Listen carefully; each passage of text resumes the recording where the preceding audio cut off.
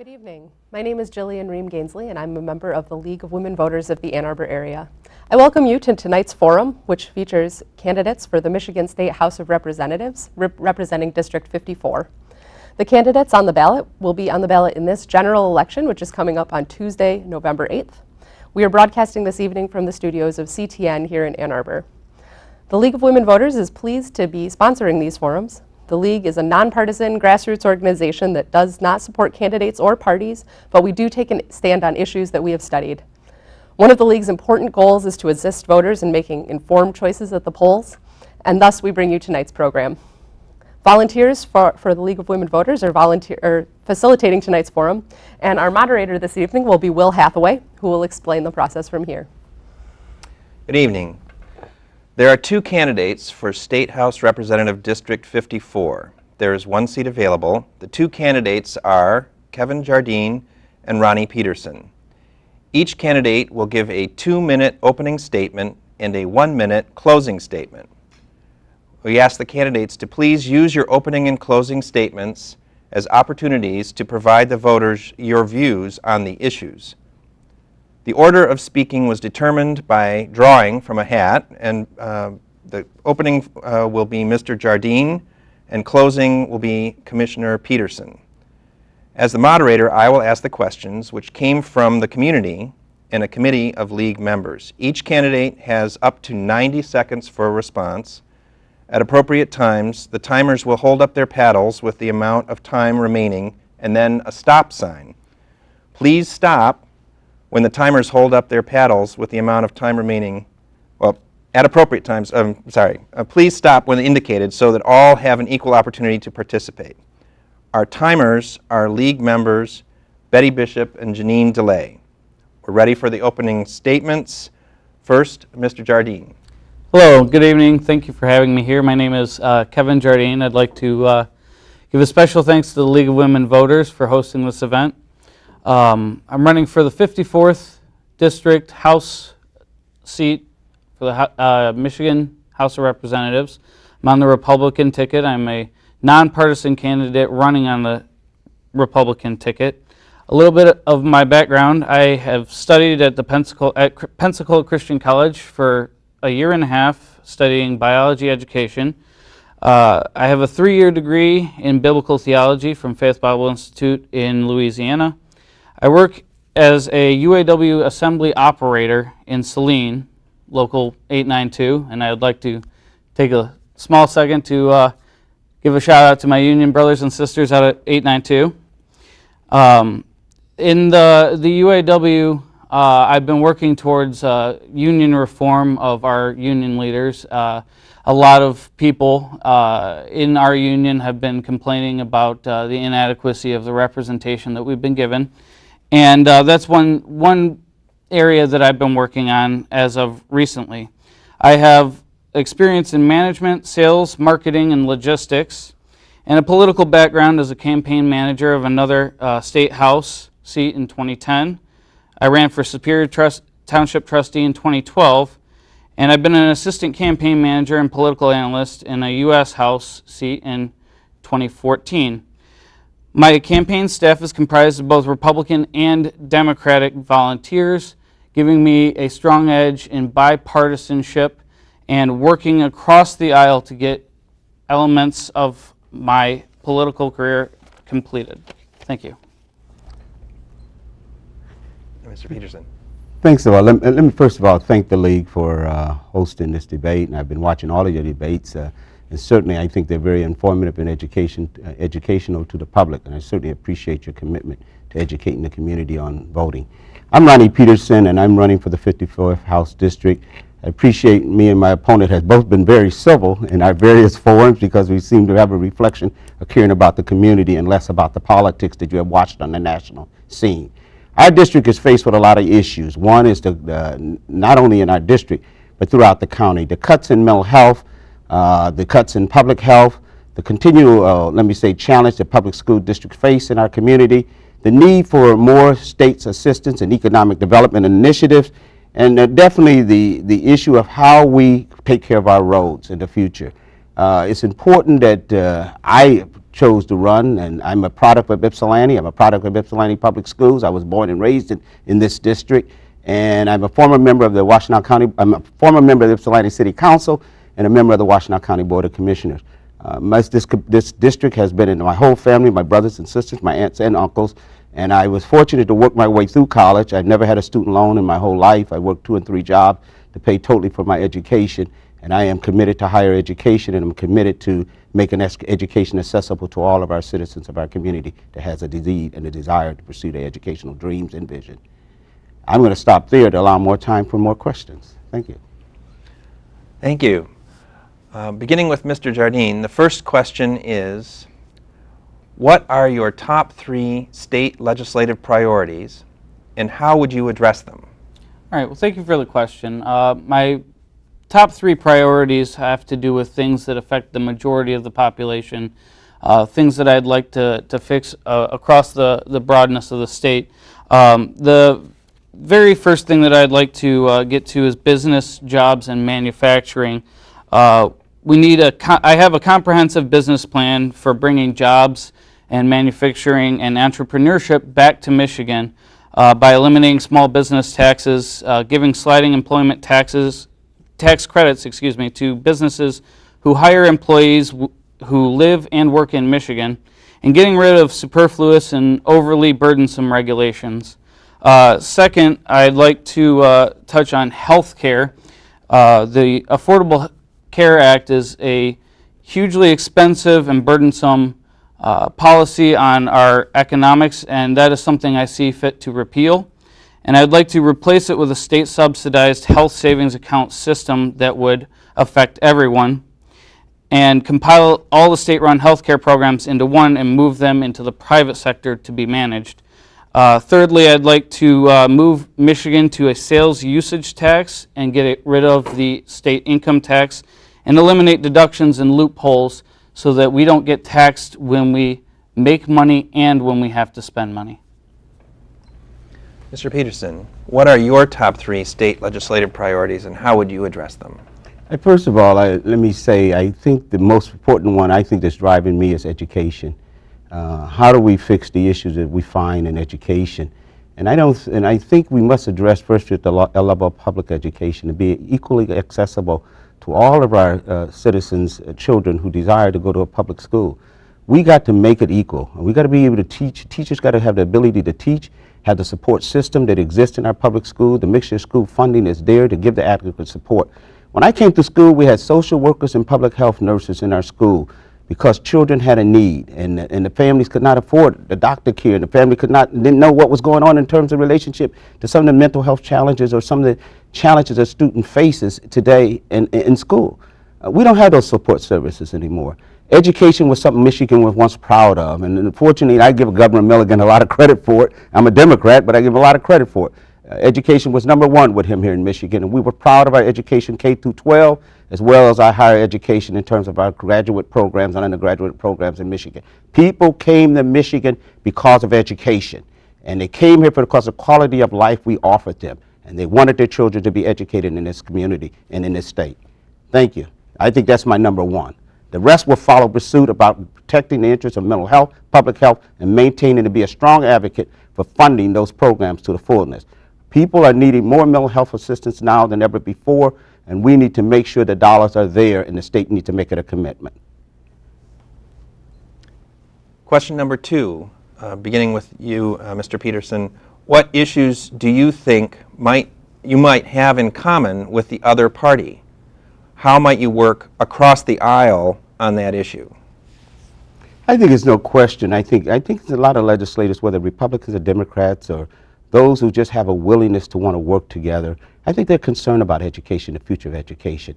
I don't think as a State House district cannot be affected by what's happening to the loss of public school, loss of our school system in terms of the public education.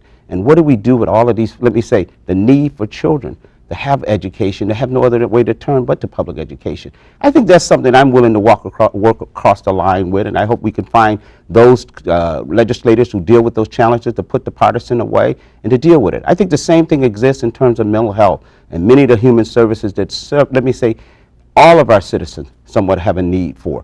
And I'd be more than willing. I don't want to be a partisan legislator. I was not a partisan council member. I was not a partisan county commissioner. And I think those who have worked with me over the 20-some years know that lines, that party label means nothing to me. The community does. And how I can be an advocate, I'm willing to do whatever necessary to be an advocate for the citizens of my district, but also to be an advocate for the best interests of the citizens of the state of Michigan.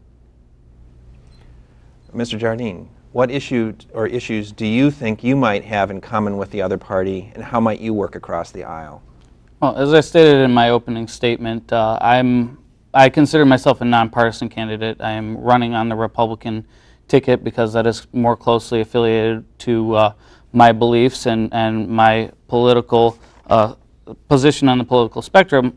However, I do believe that most of my plans and most of what I believe I can actually work a lot with the other party. I can work with both parties. I feel that I can be a harbinger of sorts in Lansing to bring parties together on most of the issues that we face today. A couple of things: education. We heard from Mr. Peterson already. Education is something that's important to all of us, and education, where you have where we put students first, is always going to be at the forefront of everybody's mind. And secondly, public safety and our first responders. I'm sure a lot of us can agree that that we need to make sure that we have our first responders and our police officers that are acting in a responsible manner, and also that they're well trained and well equipped to tackle the problems that we face on a day-to-day basis. Question number 3. This goes first to Mr. Jardine. What can be done to improve educational outcomes for students and school districts in Michigan? Well, first of all, I see a big problem with the centralization in Lansing of the school systems, and I'm a big proponent of decentralization of the school system and returning control to local control in municipalities.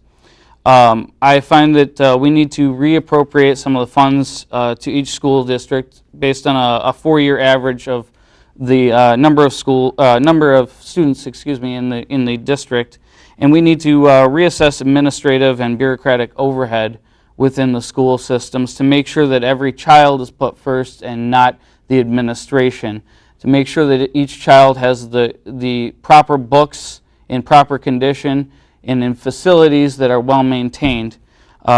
We need to make sure that each child has the opportunity to attain an effective and well-rounded education. Unfortunately, right now, we have school districts that are being overfunded and school districts that are being underfunded just based on where people live and the amount of income in those areas. And that is a problem, and that is something that I look forward to dealing with. I would like to touch a little bit on college as well. We need to put a percentage cap on out-of-state students in the colleges to keep the costs down for our in-state students. Mr. Peterson? The question was improving the outcome of our yes, school system. what can be done to improve educational outcomes for students and school districts in Michigan? Let me say that is a challenging question to ask. First of all, I would think I would address the issue of how we fund schools and how we fund classroom activities assistance to school. It's no question that we have too many students in some of our classrooms. And how do we employ more teachers in the buildings? And how do we deal with some of the challenged students that we have? We have somewhat ran away from children of special need. No one takes the responsibility other than holding a kid back who cannot read or cannot write or cannot comprehend.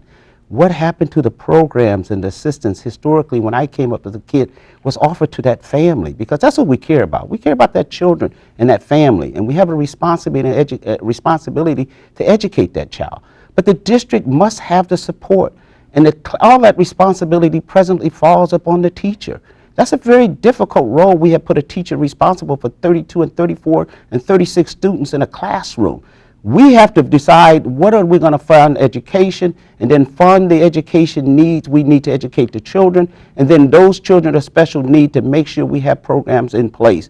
I think that is the big picture, because right now those children are wondering, and wondering the teacher does not have the tools to deal with it. And I think I talked about that earlier. The support system that used to exist in public school is no longer there in terms of that wraparound services that is outside of the district. And we need the support system of counselors, social workers, and nurses in our school system to give the support. Thank you. Question 4. We'll begin with you, Mr. Peterson. Michigan is behind many other states in modernizing our election system. Would you support such measures as online voter registration and/or no reason absentee voting? Why or why not? Without question, I support both. You're of age. You're a citizen of Michigan. You should have a right to register whenever you choose to register. That's what you pay your taxes for, the services you receive. And we have become a society online. We can order anything, food online. We can order clothing online. We should be able to register online. You're duly responsible to act as a citizen, and it should be accessible and available to you. Yes, I don't think you need an excuse to vote AV. I think you're a citizen. That's once again, and you should be able to operate. Let me say, be free to independently vote when you choose within that appropriate period of time. And it just means that you might just be busy that day and you choose to vote early. In other states where it have worked extremely well, and it have unburdened the system on election day and allowed people the opportunity to exercise their right. It is a right that is given to us as a citizen. And I think you should have the right to exercise it in your choosing as long as it's appropriate in an election cycle. Yes, I support both. Mr. Jardine, Michigan is behind many other states in modernizing our election system. Would you support such measures as online voter registration and/or no reason absentee voting? Why or why not? I would, and I'd like to concur with a lot of what my opponent has to say about that issue. My only concern with that, and I'm sure there's a lot of concern, especially coming out of the Secretary of State's office, is making sure that we have ways to verify online, and also ways to make sure that there's no sort of tampering going on with the registration in and of itself. In a similar fashion to absentee ballots as well, that there is always a chance that just because you're not there in person, there would be some way that your vote could be tampered with, that your vote would not be registered properly, and we just need to make sure that we have a system of checks in place and a system of security, whether it be online or however, to make sure that that each vote is cast with the highest integrity. But yes, I would support modernizing to accommodate both. Question 5. This we begin with you, Mr. Jardine.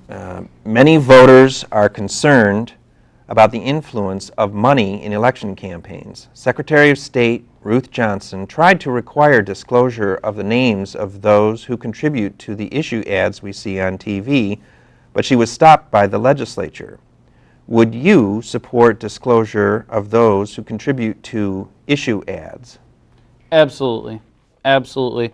I am the biggest proponent of transparency in all of government, from your local school boards all the way up to the presidency.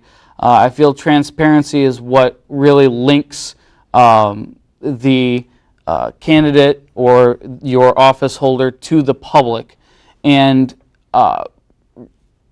without the transparency, it really gives the ability for things that we might not desire to happen in an office position to happen. Now, as far as the campaign contributions go, I am a strong proponent of making sure that we actually have caps on personal donations, and including candidate donations to their own campaign. On top of that, I would like to see PACs and lobby groups actually not be able to donate to individual campaigns based on the merit that a candidate is supposed to be for the people and by the people, and therefore if you want to be funded in your campaign, you should be funded by the people, not by any sort of group or any sort of lobbyists.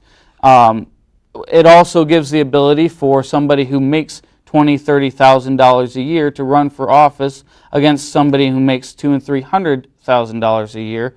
It levels the playing field for everyone, as it were. Mr. Peterson, question to you. Many voters are concerned about the influence of money in election campaigns. Secretary of State Ruth Johnson tried to require disclosure of the names of those who contribute to the issue ads we see on TV, but she was stopped by the legislature. Would you support disclosure of those who contribute to the issue ads? Full disclosure is necessary and a must.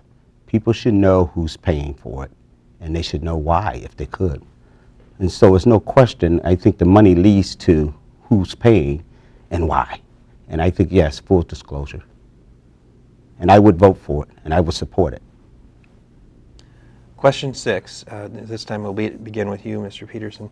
Recently, the legislature passed and the governor signed legislation that would grant state tax money to private schools. Do you support giving public money to private schools? Well, I want to not tell really my age, but parochial aid was decided by the voters in the 70s. And I support a parent right to choose how they wish to educate their child. At the end of the day, that's their child. And they should choose the best education they desire for them. The question in my mind, it should not be expected to be paid for the taxpayers of Michigan. We have decided public school is the way we pay for public education. And I would be opposed to it. Mr. Jardine, same question to you. Recently, the legislature passed and the governor signed legislation that would grant state tax money to private schools. Do you support giving public money to private schools? I'd like to agree with my opponent yet again on this. Private schools are private schools, and public schools are public schools for a reason. And that's because private schools are for profit, and a public school is not for profit. I think as taxpayers, we want to see our money go toward the public school system, and we need to make sure that that we are actually providing for the students of the public schools, that we're making sure that each of the teachers and each of the faculty and staff of these schools are receiving the best sort of benefits of career potential within that field. Now, if we're giving our taxpayer money toward the private schools, they're already getting paid by the students in tuition, so there's no real reason to for the states to be giving money toward the private schools. So in summary, I would say no, we should not be giving any sort of money toward private schools and focus it all on the public schools and the public charters. Question 7. We begin with you, Mr. Jardine. What would you do to increase the number of good-paying jobs in Michigan? Well, as I touched on in my opening statement, or I'm sorry, in the first question actually, we need to make sure that Michigan is a competitive state in the business area. We saw anywhere from the 70s all the way through the 90s and the signing of NAFTA. Most of the manufacturing jobs in Michigan leave the state, whether it be to another state or overseas. So we need to really make Michigan appealing for a business to reside here. So what we need to do is, first of all, for the small businesses, we need to really eliminate the taxes and some of the overly burdensome regulations and superfluous regulations on those businesses, because it's very difficult for a small business to start up and to be successful here. A very small percentage of small businesses actually last past the 4-year mark. On top of that, our larger corporations, we should be giving them credits for hiring Michiganders and making sure that they are being put to work. And by reducing their employment taxes here, it'll make it more of a more appealing area to hire people in. Same question to you, Mr. Peterson. What would you do to increase the number of good-paying jobs in Michigan? Well, let me just say that I think some of it is done with some of the tax incentives that have been put before various communities and various corporations. But I think it should be a two-way street. They need to start producing better-paying jobs for many of those who may receive tax breaks to come here to Michigan or to relocate here in Michigan or to enhance or advance their companies here in Michigan. One of the things I think I would do is you got to make sure the workforce is ready. And that's all about back to education. And if when you have a healthy workforce, a healthy school system, and a good quality of life in the various communities across the state, people come to us. I mean, that's why they came to Michigan before.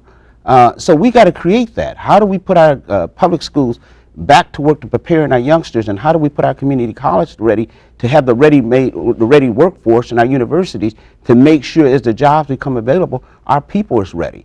I think there's a lot of jobs, if you listen, are already out there. Is the workforce is somewhat questioned. We have not made it affordable to be retrained, and those who have never been trained to have the opportunity to be trained. Many single women have not had an opportunity to change their profession or get into a career. This is our opportunity to allow that access to happen, that transition to take place. And of course, I would work with the tax incentives that exist, but I think it's some responsibility to corporate and companies to invest in those workforce, not just building a beautiful plant, but help changing people's lives, working with our various educational institutions to make that happen with targeted programs around the state.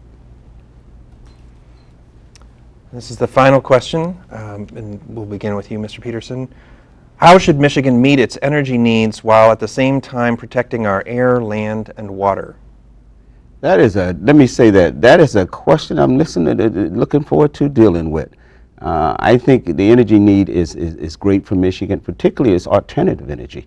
And we've been doing a pretty good job in this particular area, and how do we do better around the state? There's a lot of work to be done. I think that's, once again, it's a political agenda that's going to have to be discussed with the legislative body. How do you come with it? I mean, people do not want it to happen underground. They have made it clear. And how do we make it where labor force could still function and work to develop alternative energy, or making sure energy is available to our various communities and our facilities want to locate here, and making it environmental friendly. One of the things I would hope to do is to be part of a legislative team to begin to talk about that. Right now, it seems to be some challenge in the construction trades and in the private sector and against the environmentalists. How do we come together to reach terms, and how do we renew energy, and how do we go green, and how we could collectively work on it on a legislative agenda? Right now, we're feuding and fighting. We got to end this, and then we begin to work on some energy policies collectively to protect the environment, to protect lives, to protect our air, and protect our water. And I think that's going to be a major agenda. Right now, environmentalists don't have the votes, and we got to make sure they get the votes to protect the people's interests. But I think that's a collective decision with us meeting with the various trades in the industry to make that happen. I'm not going to throw something out there just to excite some people being a great environmentalist. I think we'll have to work with a true solution to finding it. And I'm for renewable energy. I am for solar energy. I am for wind energy. I'm for all of the right things, but I hope we can work collectively to make a solution happen for the best of all of Michigan's citizens. Mr. Jardine, how should Michigan meet its energy needs while at the same time protecting our air, land, and water? Well, certainly I feel that that clean energy is a very important issue, and I do believe that we are to be good stewards of the earth that God's given to us. However, I see a lot of misinterpretation of facts that go around about items such as fracking and the pipeline that we have going through. You know, these sorts of things are actually very beneficial economically for Michigan, economically for the United States, as far as really being able to divert our attention away from OPEC and into more homegrown energy energy fields. I would also submit that things like wind power and solar power, as it was presented to be a very good thing, has not necessarily produced the output that it was expected to, and has been a little bit more cost effective to the state than it should have been. A little less cost effective than it should have been. So what we need to do with that is really reestablish where we are with wind and solar energy. I think hydroelectric energy, making sure we make improvements in hydroelectric energy is a very good way, very cost efficient way of improving our green energy. And on top of that, making sure that we actually get the right information out concerning things like fracking and the pipeline that's been highly politicized lately. Thank you. We're now ready for our closing statements. And this time we'll begin with you, Mr. Peterson. Let me just say once again, I'm very fortunate to have the opportunity to serve in public life, and I'll be always humble, grateful for the citizens of my community to elect me. I've been fortunate to have the relationship with the League. I think I've attended every forum you ever invited me to, and certainly I appreciate the work and the labor you have done to make this forum possible today. I appreciate the relationship we have had as candidates. I think all of the candidates you have been wonderful candidates in terms of sharing their views on the issues that affect their particular local community. I look forward to being an advocate in Lansing on behalf of my district, not just a legislator, but an advocate for public health, mental health, public education, for those things on economic development to enhance the community, for growth, for positive growth for the community, and retraining our citizens and making them ready for the next wave of industry jobs that take place. And that's technology, that's in science, and that is in the industry that's changing our community. I look forward to working with the other political colleagues in the political arena in a bipartisan manner and making our community a better place to live. Thank you for this opportunity. Mr. Jardine? Yes, you know, I love Michigan. I love Ann Arbor. I love Ypsilanti, Washtenaw County. It's where I've lived for the majority of my life. And my concern is that I'm tired of being represented inadequately by politicians on both sides of the aisle whose interests are self-gain and political power. As a legislator, I seek to reform political antithetics and restore a system of bipartisan, practical, common sense solutions in Lansing. I will strive to be the voice of the people who have been ignored for far too long. I feel I have a very good dealing with places like the UAW and blue-collar workers, for I am a UAW blue-collar worker, and I know what it's like to live paycheck to paycheck, and I know what it's like to see somebody whose only concern is grabbing more power out of people and ignore you until the next election day. I will strive to change that, and kevinformichigan.com. Thank you very much. Thank you to the candidates in tonight's forum and to CTN for making this program possible. These forums will be rebroadcast on Channel 19 a number of times between now and the election, and will be available on demand for streaming on your computer or smartphone. If you go to our website, lwvannarbor.org, you can look for a link to this and all of our forums that have been on CTN. For additional balanced, nonpartisan information on the candidates and ballot issues that will be facing you in November, go to vote411.org and enter your address, and you'll see a full listing of candidates and issues that you'll have the opportunity to vote for, as well as information about all of those candidates and issues. And of course, and most importantly, I hope everyone be sure to vote on November 8th. Thank you, and have a good night.